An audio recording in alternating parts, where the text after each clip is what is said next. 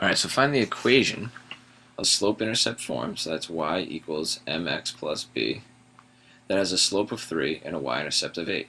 Well, this one's easy, right? Slope is 3, so I plug that in for m, and the y-intercept is 8, so I plug that in for b. So I just get the equation y equals 3x plus 8. Done. Easy. Alright, point slope form. Now that's our y minus y1 equals m times x minus x1, right? You should have that memorized. You want to find the equation that goes through the point, this point, and has a slope of negative 3. So this is pretty easy too. We just plug in the x coordinate for the x1, the y coordinate for the y1, and the slope we plug in for m. Alright, so again, we're just substituting into our equation. Y minus negative 1. So minus a negative 1 is like a plus 1 equals the slope, which is negative 3 times x minus 5. Done. That's our point slope form. Now find the equation in standard form that passes through this point and has a slope of negative 5. Alright, so first we got to get the equation. Those the same numbers? No. We've got to get the equation in, I want to get this kind, point slope form, and then I'm going to transfer it to standard form.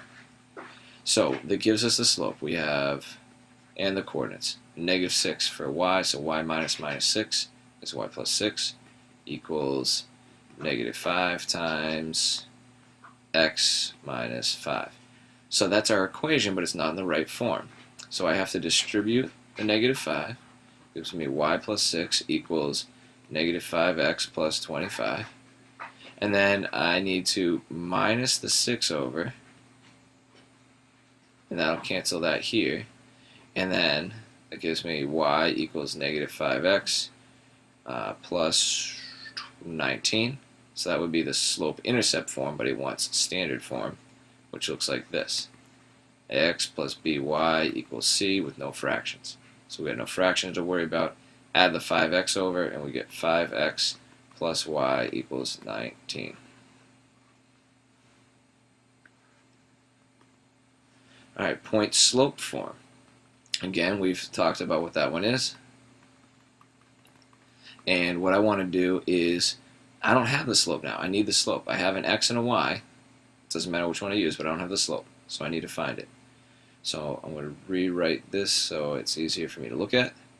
So I do negative 5 minus minus 1 over 6 minus 2. Gives me a negative 4 over 4, which is a negative 1 for my slope. So now I can just plug that in for the slope, and I can plug in my, doesn't matter which, I guess I'll just use these. This for my x1, and this for my y1. So y plus 5 equals negative 1 times x minus 6. Alright? If this is, the slope has to stay the same, but I could have used the other point. So if I use this point, it'd be y plus 1 equals negative 1 times x minus 2. These would simplify to the same